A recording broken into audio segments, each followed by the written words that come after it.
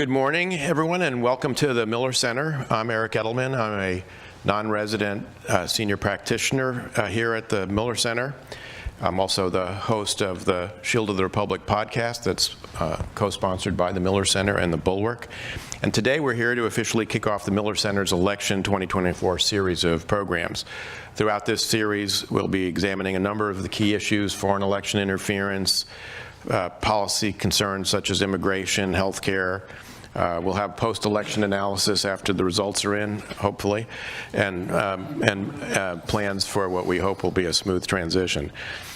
Today's event is focused on foreign policy planning for the next administration and the foreign policy issues of the campaign, whether it'll be a second term for President Trump or a first term for Vice President Harris.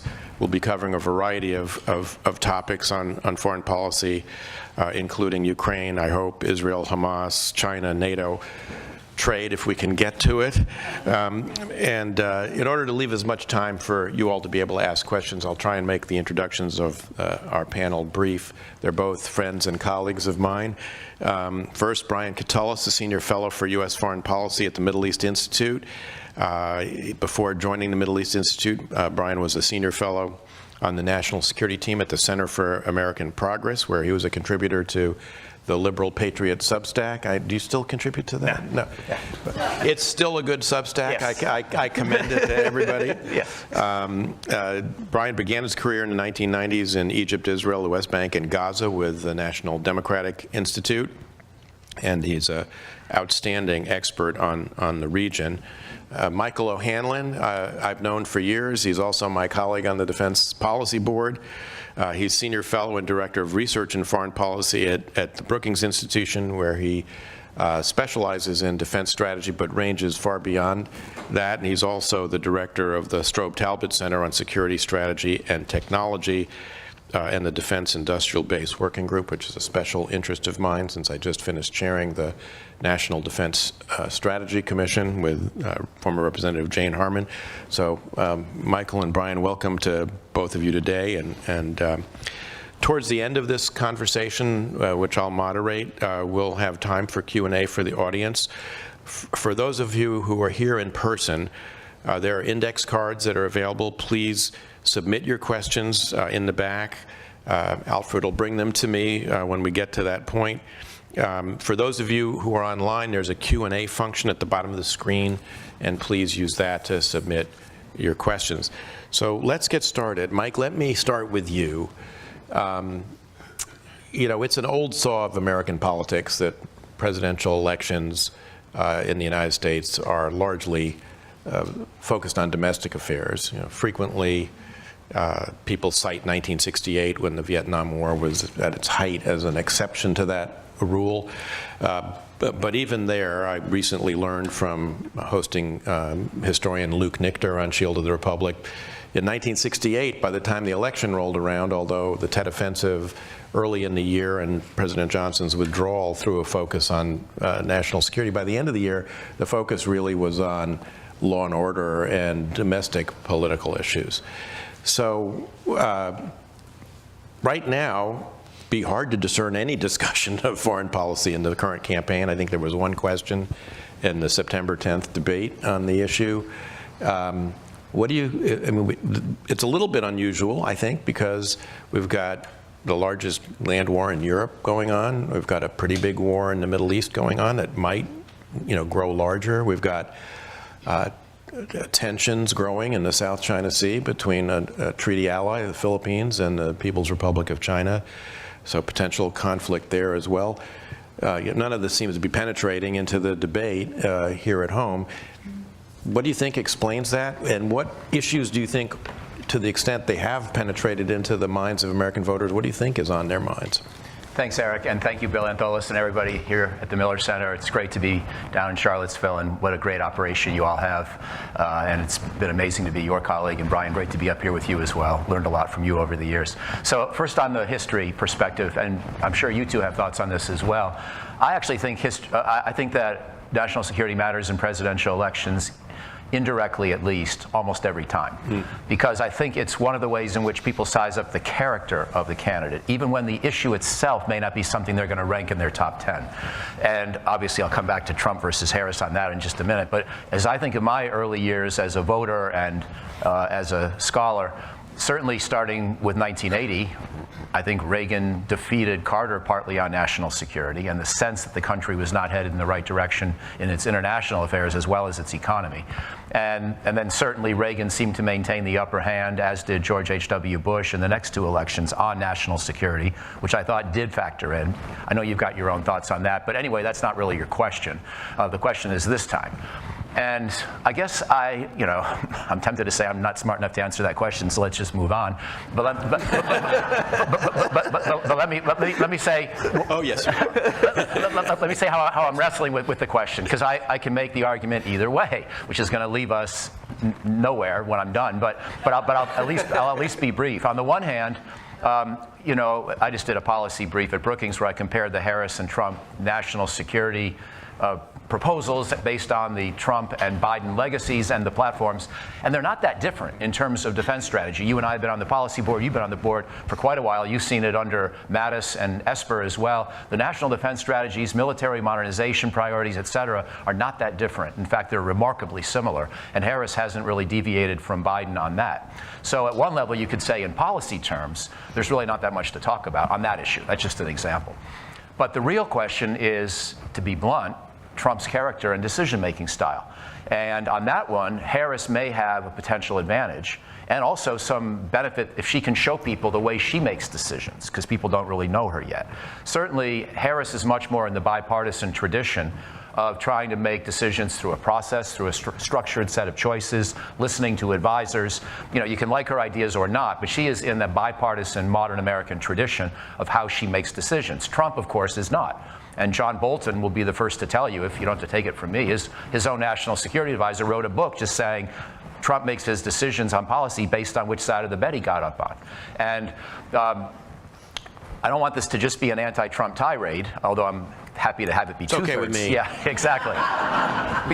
Because I'll finish on this by saying the shame of it is not just that we could risk putting a person in the White House who makes decisions that way, but that Trump's ideas aren't always terrible, and they sometimes deserve to be debated, and yet if you give them any space as a moderate or a Democrat or someone who's just afraid of a Trump presidency, you seem to be almost implicitly endorsing Trump. So, for example, on Trump's statement in the debate about how to end the Ukraine war, you and I probably aren't in the same place on this, but I don't think Trump is all wrong to say the top American interest is ending the war soon. I actually think he's right. But for me to say that in front of a bigger crowd would be to risk sounding like I'm endorsing Trump for president. And none of us want to do that, who think of the world and look at the world the way I do, and who think that presidential decision-making should be done carefully and through a structured process. So hence the conundrum for people who really want to debate the issues. I'm not sure that's a very satisfying answer to your question, but that's how I look at it. Brian, I want to turn to you in a second to talk specifically a little bit about how the two campaigns have described their positions on the Middle East and maybe some other issues you might want to comment on, because you've already written something on the Middle East piece. But before I do, I just want to drill down a little bit, Mike. So another old saw, in the foreign policy business is personnel is policy. And you were saying that in some ways, on some, like national defense, some issues may not be that divisive between the two camps, but the kind of people you would see in office seem to me quite different. How would you weigh that factor? Particularly with J.D. Vance as the vice presidential candidate. And I knew J.D. Vance before he was J.D. Vance, or when he really was still J.D. Vance, and I like that guy. But so I guess which is a way of answering your question to say that, the big uncertainty if we get another Trump presidency is it radically different from the first time? Because the first time his bark wound up a lot worse than his bite on most issues, and that was partly because he chose Jim Mattis and then Mark Esper to be his secretaries of defense, two outstanding Americans. And other people in his national security team either moderated his views or threw sand in the gears on his worst ideas and slowed him down. And the thing is, he knows it. and he doesn't want to get slowed down again, according to some predictions of what a Trump 2.0 would be. So if he winds up, I would be reassured if he didn't pick anybody more extreme than, let's say, a Newt Gingrich for Secretary of Defense. But it could be substantially more extreme than that. At least Gingrich is smart and is thoughtful about the issues. He's not my cup of tea in terms of his worldview. But I worry, as I think you just implied, that the second Trump presidency could be radically different from the first in the kind of people he put in these top jobs, and that would make a big difference. That's one more reason why I couldn't even consider voting for him. Brian, you have looked at what the two campaigns have said about the Middle East. President Trump was speaking yesterday at two different events, one an anti-Semitism summit and another with major Jewish organizations. Can you talk a little bit about the differences between the two that you've seen in the Middle East? And have you seen, I know you've not written on, more beyond the Middle East, but I know you're a careful observer of all this. How do you see in other areas as Actually, well? I've written a bit more on the Middle East and the nature of the political conversation here. And I'll maybe say two things about that and then turn to the Middle East briefly. But first, thanks to the Miller Center and Bill Antholis and to you. The Shield of the Republic is just tremendous. I listened to 3 episodes on the way down here and very much enjoyed the debate that you had with Elliot Cohen about his article about Trump, right? And actually, if you listen to it, it's not only what you said, it's how you modeled a conversation about disagreement, which is something that in my middle age, I'm increasingly becoming much more enamored with meeting with my friends at the American Enterprise Institute and even Heritage, and I'm center left, and actually having a reasonable discourse, something I actually didn't have with Mike back in the 2000s on the Iraq War. You were great. You were great. Yeah. It was rough for a while, and we patched it up. But We're not going to relitigate that here. Yeah. The first thing I'd say is that the whole spectrum and the paradigm on politics of foreign policy has changed, right? And it's no longer Republican versus Democrat, red versus blue, liberal interventionists versus neocons. This is the new paradigm. It's clowns to the left of me and jokers to the right. And it really is, when you look at the broader ecosystem, I'm not talking about candidates right now, though there are figures that represent different camps. And I wrote a piece about 6 months ago, so when I was still writing with the Liberal Patriot, about the different camps, and they really don't align with party right now. But and I can drill down on that, yeah. And that's a bit of, that's the first point. The second is there's a bit of a bad news in the discourse on foreign policy, and we heard it last night from Trump. We hear it from parts of the left as well.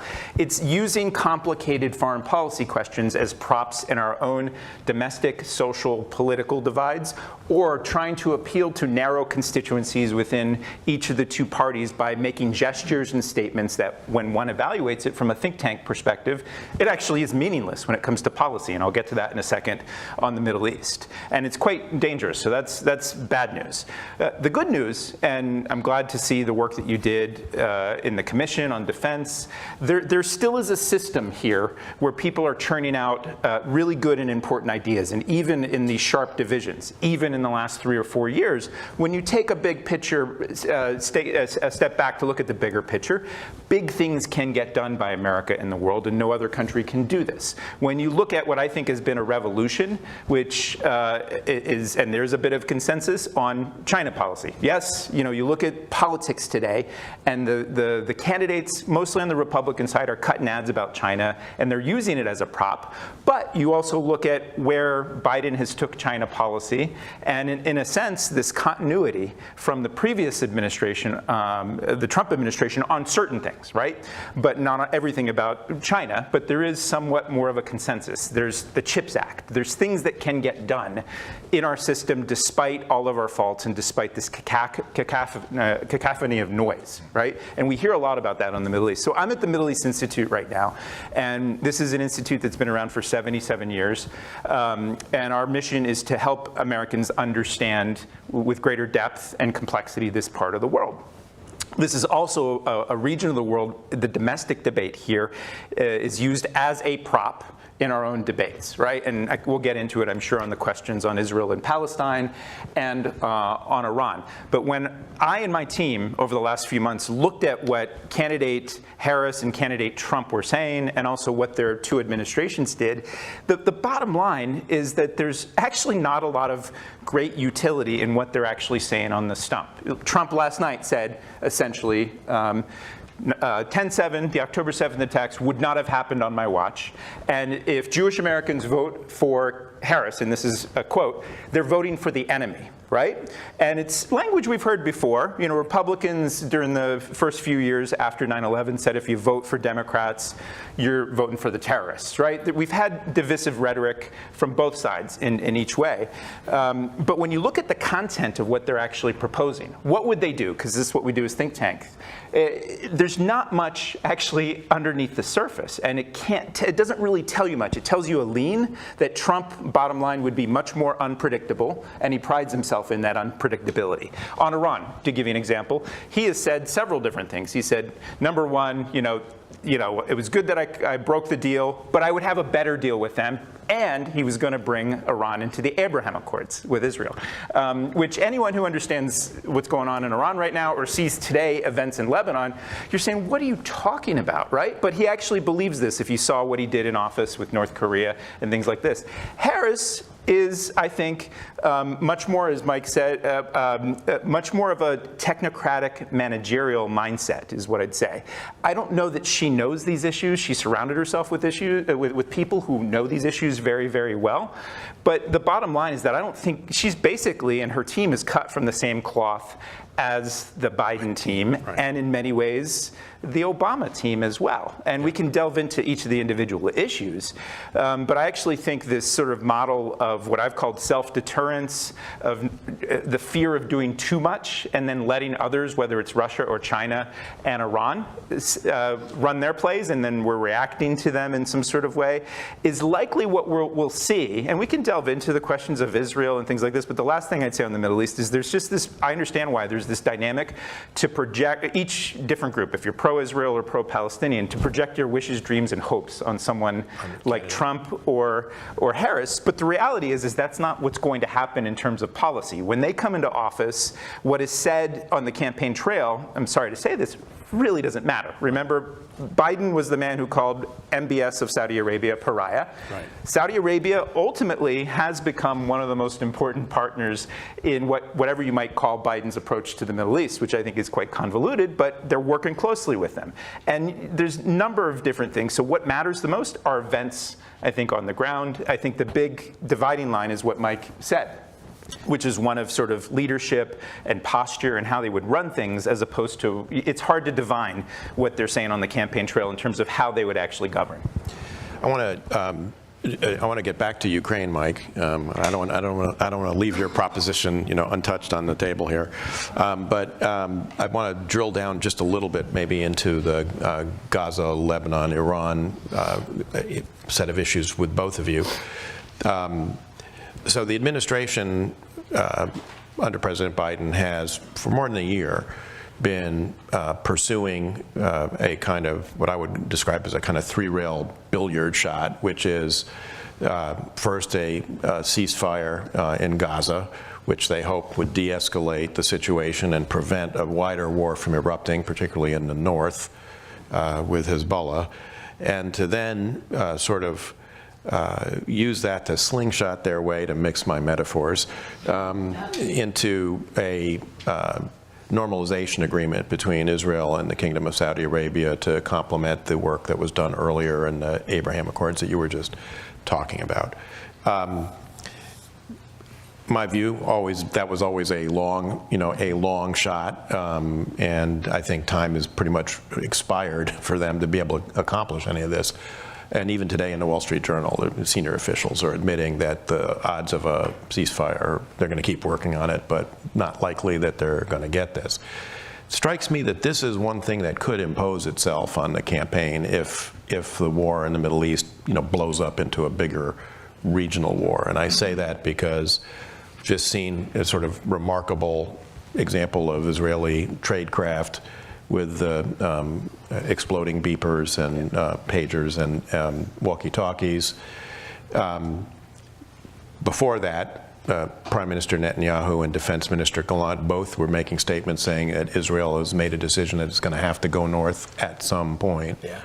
And understandably, in some sense, they've got 150,000 rockets and missiles pointed at them. They've got a population of 80,000 that's been evacuated from the north. They want to get back to something normal. The administration, again, trying to prevent escalation. They've got Ms. Hochstein out there trying to negotiate an agreement, even as the Israelis are saying time is either run out or running out on an agreement. Do you see the most recent Israeli acts and the airstrikes today in South Beirut as an effort to actually prevent the war from escalating, or a presage to it escalating? And if we get a bigger war, does that start to, kind of throw our own election campaign into a bit of a discussion of national security? Yeah. So I spend my waking hour with my team thinking about the policy questions, right? I'll take your politics question first, and then it's not how we usually do things, but I think that's the panel's title here. First, I think the only way that the Middle East, in a big way, with most voters, matters in this election cycle is one of two ways. One, if the price of gas and oil skyrockets if there's a major conflict. And I know that sounds simplistic, but you look at polling these days, the vast majority, and it's alarming to me as a guy at the Middle East Institute, with all of this war and a lot of turmoil, and it's quite unprecedented, most voters really don't care. Right? And it's not like 2006, 2007, the Iraq War was the #1 issue. And in fact, Barack Obama, I would argue, became the Democratic nominee because he distinguished himself from the Democratic field with a different view on that. That's where politics really mattered on national security. This is really on the margin. So the one instance where I actually think if it hits people at home at a time when people are still kind of sort of concerned about inflation, though that's abated, it's a simple sort of axiom of politics in America on the Middle East, but I think that's important. The second is really, really on the margins, and I think this is a very debatable case. You've heard of the uncommitted movement and people who are disappointed on the left with what Biden was doing and not doing on Gaza, and they just came out essentially and said they're not going to endorse Harris, but this doesn't mean that we're going to endorse Trump as well. And this is a case of, again, on the left and the right, we have on national security what I call performative politics, trying to make a statement, but actually not thinking through the consequence of the statement that you're making in an election campaign. And it reminds me, I lived in Israel and the Palestinian territories in the 1990s, in 96.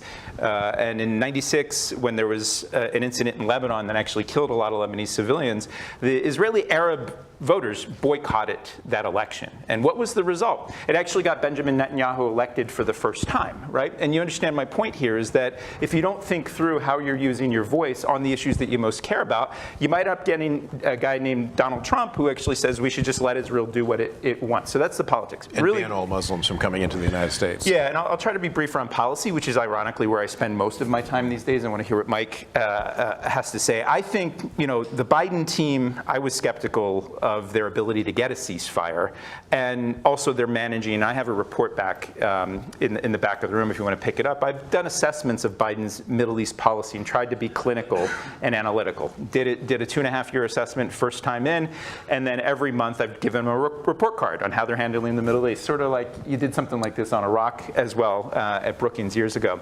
And the bottom line is that I actually think the actors in the region, Israel, Hamas, Iran, Hezbollah, they're driving events.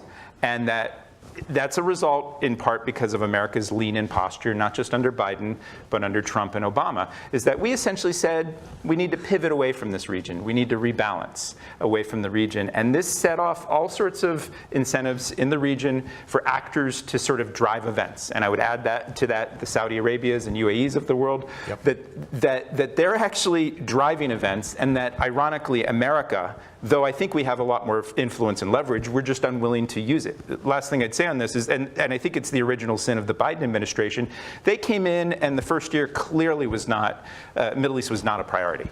And it changed, but I remember in the first Gaza war of the Biden administration getting calls from senior officials in the Biden administration saying, and this is the essential question, what's the bare minimum we can do on this war? Because President Biden... You're talking about 21. Yeah, 21. Right. Sorry, 21. What's the bare minimum? Because the president really doesn't want to get dragged into the Middle East.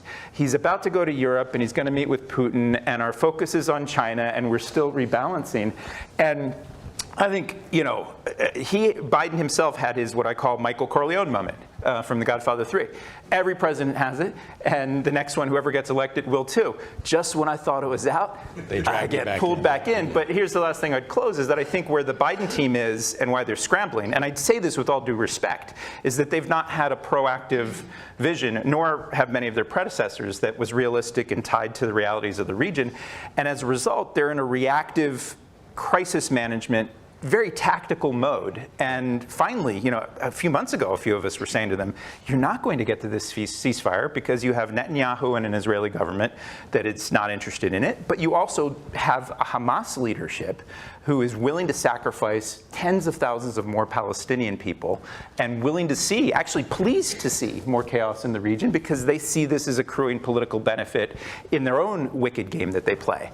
And because back to the main point, because we were sort of hands off, now we're on the receiving end of the moves that different actors, Israel and others, and we can assign blame to whomever is mostly, like that's the fun game people like to play. But to me, it's, well, how do we then produce results? I mean, Michael, to build off what Brian has just been saying, some of what's been driving the administration, I agree with Brian, has been a desire to keep this from all blowing up before the election because it creates political problems for them here at home and the uncommitted folks, et cetera. It also creates problems with sort of the extremely pro-Israel constituencies that they have to deal with. This is also a place where our domestic politics and Israeli domestic politics may be kind of intersecting in a complicated way. I mean, one reason I think we may not see a big military operation in Lebanon immediately is that I think Bibi has an interest in actually waiting to see what comes out of our election and whether Donald Trump comes back, which might, put him in a different place launching this with American support as opposed to doing it maybe in the face of opposition from the Biden administration. How do you parse all of this? Again, I'm not smart enough to know the answer, but I do worry that in addition to Brian's concern about gas prices or his point that could affect the election, I do worry that if something bad happens in October, that it makes the Trump argument that Biden's been a weak leader sound more persuasive, at least to 1% of the voters. Yeah. And that's all it takes in this election. Yeah, that's a good point. So, the Afghanistan withdrawal is getting to be a long time ago, but, Trump tries to tie that then to Putin's invasion of Ukraine and tries to paint this overall image of a Biden who's disrespected. And, that argument works with some people, doesn't work with others. We can try to analyze it and break it apart and see which elements of it might be partially correct and which aren't. But the point is, for that undecided voter who's sort of waiting for their gut to tell them how to decide in the last minute, I do worry that the appearance of a world in even greater chaos would hurt the incumbent ticket, even if it's not Biden himself running for re-election. So I think it could make a difference, even beyond gas prices. But I hope not, and because I think it will happen. I think it'll keep escalating. I don't think Netanyahu's going to wait. I think he'd rather test the proposition that he can help get Trump elected. Interesting. Let me come back to Ukraine and the proposition you put on the table about U.S. interest in ending the war. Agreeing not to endorse Trump, but with how he articulated the problem. You and I sit on a biweekly Zoom that Brookings hosts, and one of the things that's on Ukraine, and one of the things that struck me is the work our colleague Shibli Tilhami has done on American public opinion about Ukraine. It does seem to me that public opinion on Ukraine has been remarkably robust 2.5 years in. I mean, if you and I and Brian were having this discussion in March 1st of 2022, and we said, the United States will provide over $100 billion of military assistance to Ukraine over the next 2 years, and public support for that will still be, close to a majority of Americans. Probably we would have some skepticism from the audience, if not in the panel. Given the fact that there's still pretty robust support for Ukraine, and given the fact that unless you can provide it, I have yet to see any evidence that Vladimir Putin has the slightest interest in any kind of negotiated solution that doesn't amount to a Ukrainian capitulation. How do you get from there to what you were saying, which was we've got to find a way to negotiate an end to this war? Well, yeah, you're right. It's what I said before is I would think American interests would be well served by an early end to the war rather than 5% more land for Ukraine or 5% more land for Russia. That's basically what I mean. Right. And also, if there can be an alternative security architecture that helps protect Ukraine long term and that's not NATO versus one that is, I think that matters less than ending the war as soon as we can. But I take your point. We don't have the power to end the war, and neither does President Zelensky, and we should stay on his side. What a new president should do in a policy review, I mean, I'd love your thoughts, and I think everybody in this room knows the amazing positions that Eric Edelman has held in government, top jobs in both state and defense, and an American ambassador abroad, so he knows how to think about these kind of reviews. I believe that the next president needs to do a fundamental Ukraine policy review. And in the short term, and even over the medium term, a premise should be we're going to keep helping Ukraine survive. That's non-negotiable. That should be, if that means 30, 40 billion a year indefinitely, so be it. But we also may need to think hard about at what point we start trying to persuade President Zelensky himself to negotiate, recognizing that that doesn't necessarily convince Vladimir Putin to negotiate. But I had the privilege of interviewing General Cavoli this summer, Supreme Allied Commander Europe, and he was very delicate and careful, and it was an off-the-record event, so I won't quote what he said, but you could see that there are people in the U.S. government wrestling with the question, at what point do we start, at least in a backroom sense, starting to persuade Ukrainian friends they're not going to win all their land back on the battlefield? There are people who want to have that conversation, and I think the United States may need to use some leverage pretty soon.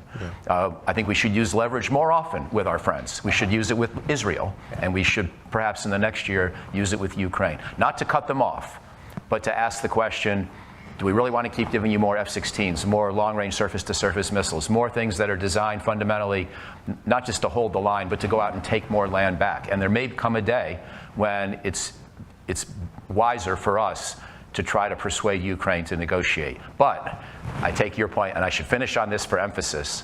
Putin doesn't want to negotiate now. And the last thing we want to do is encourage him on by making him think that we're starting to go wobbly on support for Ukraine. So it has to be done very delicately. Yeah, I think your point about robust public support for Ukraine is actually encouraging for me as an internationalist. I would say, and just highlight this episode, which I think is very important, of what happened in October of last year when President Biden went to Israel a week after the war started, and then he came back, and I don't know if you remember this, he gave a speech to the nation, primetime speech to the nation. And he had a very internationalist but complicated argument. He essentially said that America is the essential, vital leader, and he's maybe the last of his generation to do this, we'll see in democratic politics.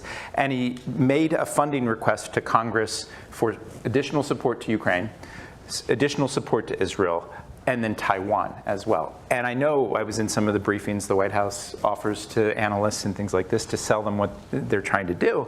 And my main question is, what are you going to do to actually, after this speech, to sell this in Congress? And they said, there was almost like a blasé nonchalance. Look, we've got all of these constituencies, those who are concerned about China, those who are concerned about Israel's protection, and then the Ukraine war. There's that architecture of public support. What happened?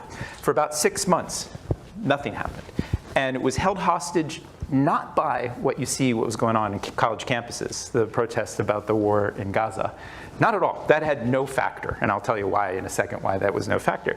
It was the part of the Republican Party, not the entire part, but Mike Johnson and what I call the gated community mindset Republicans who just want to build walls and things like this, who essentially held that support hostage for 5 or 6 months.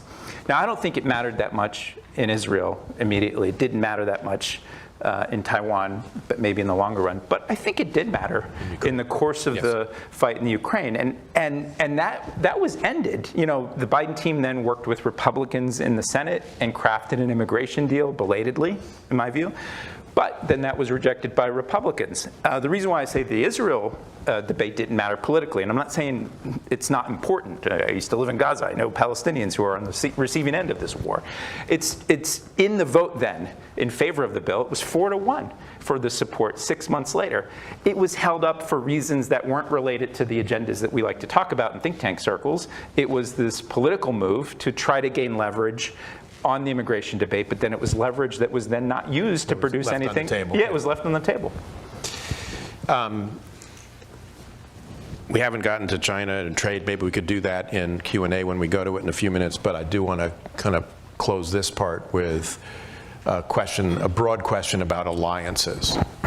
Because although there is consensus, as both of you have said about China, that it's sort of bipartisan and despite some tactical differences that emerge from time to time, there does seem to be a difference, it seems to me, emerging between those who want to prioritize the Indo-Pacific to the exclusion, perhaps, of other traditional alliance ties or partnership ties with, we don't have treaty allies in the Middle East, but we have long-term strategic partnerships, so-called special relationships.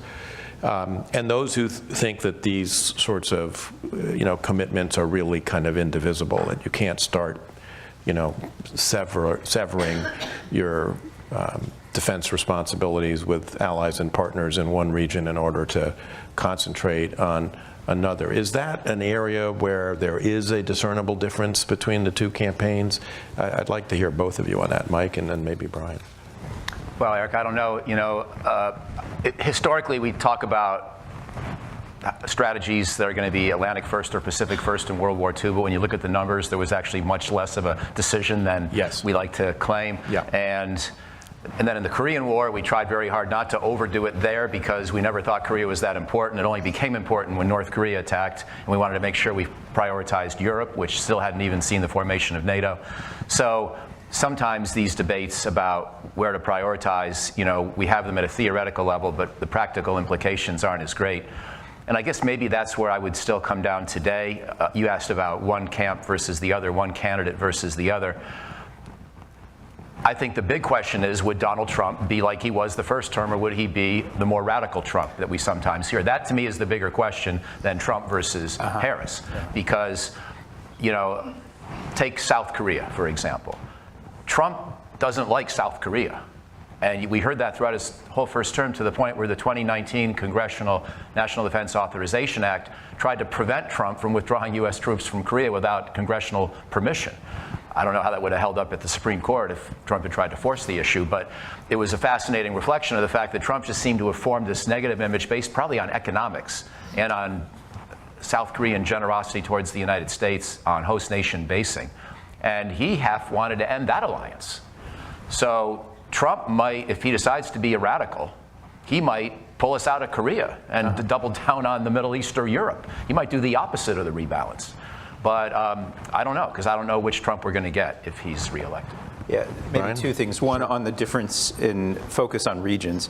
I think we should banish the words like pivot or rebalance, because it's not how the world works. And I think the Biden team more or less was starting to learn this lesson, and they're seeing it in the Middle East. Rather than rebalance or pivot, the verb I use is from computers, toggle. That the reality is that the United States actually has to keep a couple of screens on at the same time, and those screens, if you think of different programs on your computer, very much interact, and they're very much interlinked.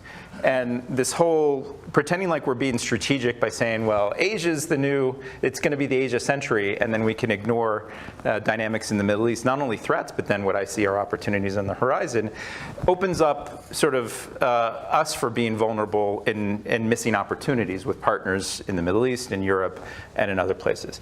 The second thing, in terms of Harris versus Trump, to be very precise, I think Trump has an operating system. If you think about alliances, and I'm going to put it really simplistically, like we're in the Wild West in the 19th century, and the world is chaotic, and the most effective sheriff is the one who can round up a posse that's going to really work together and deal with the chaos in the world. Trump, to be sort of clinical analyst, is he sort of tries to treat U.S. relationships and alliances like a protection racket, that threatening and keeping partners and adversaries off balance with his unpredictability.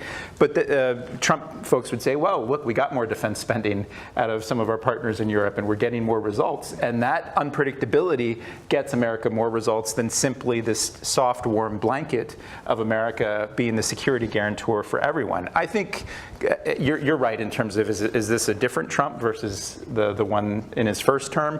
Harris, I think, again, will be cut from the very same cloth from as Barack Obama and Joe Biden, and that has a lot of benefits, I think, operationally. It also has this concern that I have of self-deterrence, of essentially saying there's just too many things that we can't do, and then that sends a signal to a lot of our adversaries and those that China and others who are on the march that they can actually do a lot more things. The last thing I'd say is that I think a pivotal moment in all of this, what we're seeing right now, is 2013-14.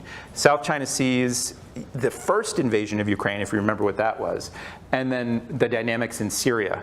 And the Obama administration, and again, with all due respect to them, sent off all sorts of signals to the world about more what we're not willing to do and not what we're willing to stand up for. And I get the costs, but I also think what's underappreciated are the costs of inaction and actually not working with these partners. Yeah, the balance between overreaction and inaction is, sort of the sweet spot, right, for policy. We've got some very interesting questions from the audience, so let me start with this one. Why aren't Americans more interested in foreign affairs in this election cycle? I mean, given all this stuff that we've just been talking about, you would think voters might be more concerned. I think it's just plain and simple. They're concerned about, first, America's democracy, immigration, our political system. Inflation has abated a little bit, but when you look at the polling, again, and we haven't talked much about the polls, they haven't really shifted that much. And the other thing that's really been solid, this election campaign has been sort of like World War I trench warfare.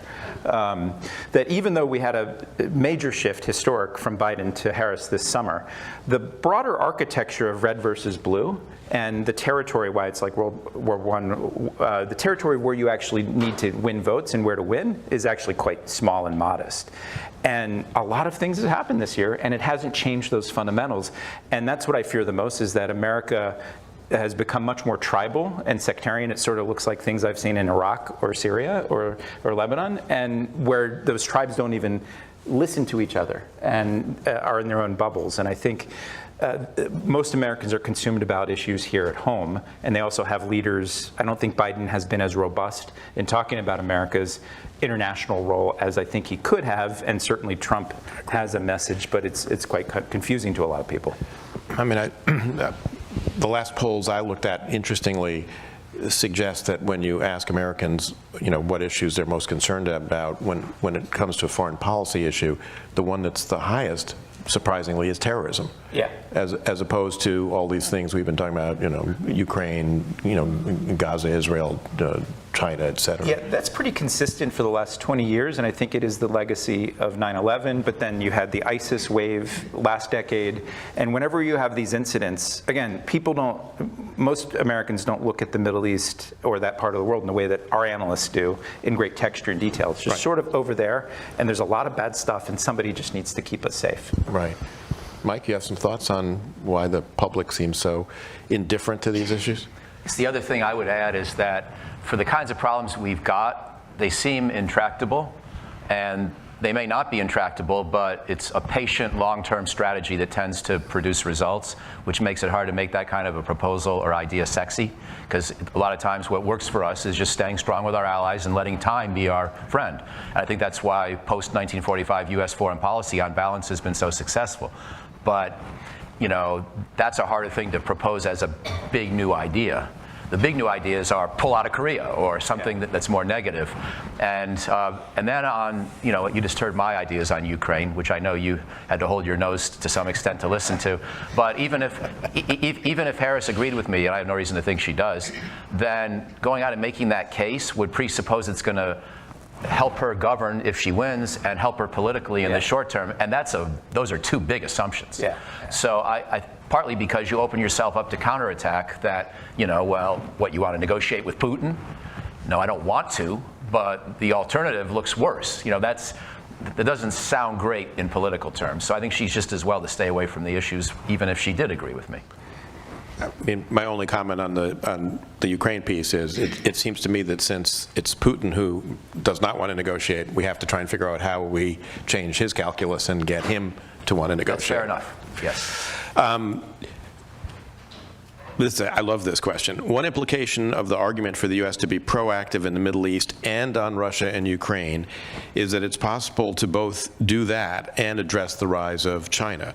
Can an American president do all three and still sustain domestic political support?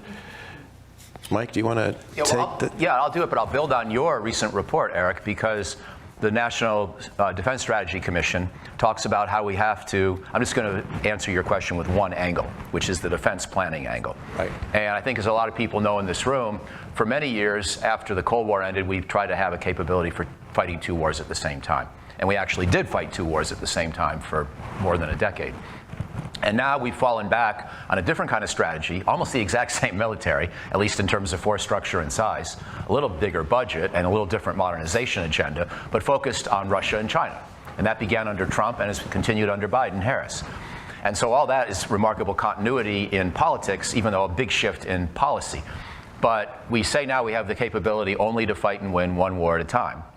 And let's just sort of hope for the best in the other places around the world where conflict could erupt if we have to get preoccupied with this one. And as you point out in your report, Eric, that's no longer good enough in a world where we see active cooperation between Russia, China, North Korea, and Iran. It doesn't mean that they're all four going to launch wars at the same time against us, because they're not, most of them, suicidal. And they know that eventually we would, like we always do, at least the smaller countries would pay the price in that scenario. But we've got to have at least a holding action capability in Korea, the Middle East, and Eastern Europe if we wind up ever, heaven forbid, going to war against China. And the whole point of all this is not to make you fear that I think we're going to have a war with China. The whole point is to deter that war. So you've got to look robust against your potential adversaries. And so the way to do this is not to have a four-war capability. You don't need to go out and actively be prepared to win 4 wars at the same time against 4 different enemies.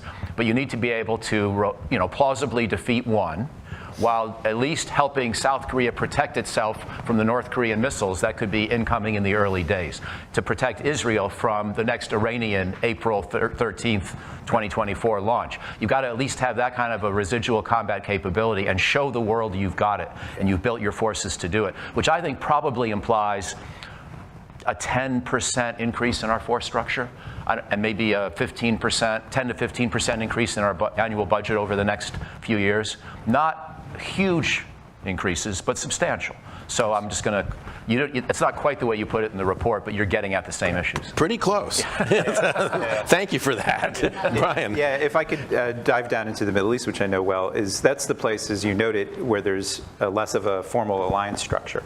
But as Mike just said, also in April, when you look at what happened there and the fact that there were 350 ballistic missiles and drones that Iran fired on Israel, and if the U.S. were not there as the essential glue, and I think the new paradigm for America in the Middle East on the military, after 20 years of overreach and all sorts of bad actions in Iraq and Afghanistan, is to move away from being the ultimate security guarantor of these countries and trying to be the security integrator of a lot of these countries that actually want to work together. And I want to be modest in proposing what are the possibilities for a Middle East alliance structure. And we have some ideas we're already putting out. Maybe we'll talk about it in a week or two if you come by the Middle East Institute, is that even in this parade of horribles, and it's going to get worse, I'm sorry to tell you this, and I actually think he's not, I don't think Netanyahu or the Israelis are going to wait for Trump or others. I actually don't think these political calculations are forefront in their mindset. Like the collective Israeli body politic is concerned about their citizens in the north and not being there.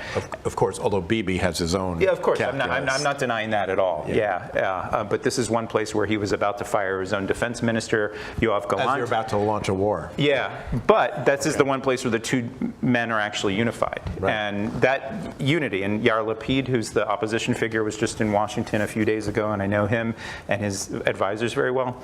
There's a pretty strong sense of unity about essentially Israel's facing a war of attrition on multiple fronts. But back to the point I wanted to make is that as fantastical as this may sound, it may sound like Biden's three-phase plan for a ceasefire and things like this. I actually do think there's enough resources, capabilities, and then the will among some of our Arab partners to build something. And what I've argued on this Gaza war is that we should have taken a page from the Clinton administration, and Bill and others know this very well. Strobe Talbot played this role of forming, if not an alliance, a contact group to actually manage the current crisis, but then plan for the future. And the two elements in building some sort of semi-formal coordination mechanism, which we don't have right now on the diplomatic front, is to actually push forward for a two-state solution. And that means, be explicit about it, someday the creation of a state of Palestine. I think that's not realistic in the short run because of where Israel is at right now, but it's where most of our partners in the Middle East are right now. We're doing very little to channel those energies. The second component of it, and we don't talk about regime change in Iran or anywhere else. We talk about it in Israel and Egypt and Saudi Arabia, by the way. Right. But we need a different, either checked regime or a different nature of the quality of the regime in Iran. And it's the thing that my analysts and I are working assiduously on is how do you actually have a different approach on Iran that isn't passive appeasement, what I call it, the passive appeasement camp versus the inadvertent World War III camp, the big hawks that want to do military regime change. And I think a lot of that actually comes from closer diplomatic contact and a closer strategy with some of our partners in the Middle East who are asserting themselves in ways that we can actually shape and influence. But the Biden team, as I said earlier, is largely just reacting to the plays of others. I agree very much, Brian, with what you said about the sort of April 13th, and Mike, you as well, the April 13th framework for the very complex and large-scale ballistic cruise and UAV attack from Iran on Israel. I think it's worth noting that that was built on the back of efforts across multiple administrations by CENTCOM commanders to create some kind of shared early warning, missile and air defense, integrated missile and air defense system against a lot of resistance from, our partners in the region who didn't want to do it, but now I think see the virtue of actually having it. I think this is going to unfortunately have to be the last question because we're running out of time, but is it not the case that President Zelensky has consistently been unwilling to negotiate, possibly with our encouragement, at earlier, more propitious moments like Minsk or Istanbul? Mike, do you want to? That is, by the way, the kind of gravamen of an article by my Johns Hopkins SAIS colleague Sergei Radchenko and Sam Charap, who's also a participant in our Brookings call. Well, I don't blame President Zelensky for anything that Ukraine has done since February 2022. And Ukraine's main mistakes before that, if they made any at all, were aspiring to a NATO membership that we made them feel like they would be offered, going back to President Bush in 2008, which most of the U.S. foreign policy community thinks is a good idea. I didn't. But there's no moral sin that Ukraine has made by wanting that. And there is no moral sin the United States made by wanting it either. I think it was a misjudgment about how it would play in Russian politics, but not, it's Putin's war and Putin's aggression. And so since the war, what Zelensky's done is want to not just win back his land, but win back his people and see to what extent he could liberate stolen land and kidnapped people from a Russian dictator. So please, I'm glad you asked, whoever it was, because it allows me to at least clarify my stance on the ethics of this. There's no ambiguity about the ethics, which is why the American public is staying with Ukraine. And President Zelensky, yes, he's put forth an ambitious peace proposal in the course of the war, which wants war crimes trials for Putin, reparations, all of his land back, and NATO membership. And that's a wish list. It's not going to happen, but it's not wrong to want it. And so I'm not disconcerted by the fact that that was his initial stated negotiating platform. I'm just more interested in what he's willing to sort of explore quietly in coming months and years. And I so therefore think I have to be agnostic about about him. So far, everything he's done during the war has been completely fine, in my judgment. But you know, and Putin himself had made it pretty clear that he wants, at a minimum, 5% more of Ukraine before he'd be happy. Yeah. And so there hasn't been a negotiation to be had. It's going to be hard. It may start next year, but I don't criticize Zelensky so far. Let me just, one final point before we run out of time to just press you on a little bit, Mike. There's, in June, the Ukrainians sponsored a international peace conference. Then, you know, Vice President Harris attended for the United States because President Biden was unable to go. There's going to be another round of it this fall. He's promised a kind of victory peace plan, although very nebulous, not clear what it is. Do you have any hopes that that might, you know, become a basis for a future negotiation, or no? You'd be a better person to ask since you have some experience negotiating these things. I don't see it as a direct start, a direct first step. I see it as sort of hinting at what the framework could become, because Ukraine can't start offering concessions before Putin does very easily, and yet at some point both sides are going to have to compromise if they want this to end. I don't think either side is very likely to get all of its aims. So how do you start a negotiation in public when your adversary's not there? And the only way to make it real is to start to hint at what you might be prepared to compromise on. So it's a very delicate thing. But in the absence of Russian participation, I'm pretty skeptical it can be the prelude to an actual negotiation. But maybe it starts very subtly to start to change expectations and get some of the world behind what could be a compromise. But again, Ukraine can't give up things that it wants, all of which it's entitled to, before we see what Putin's prepared to start to offer. So I'm not very hopeful. Well, Mike and Brian, thank you for this terrific conversation about the intersection of politics and foreign policy.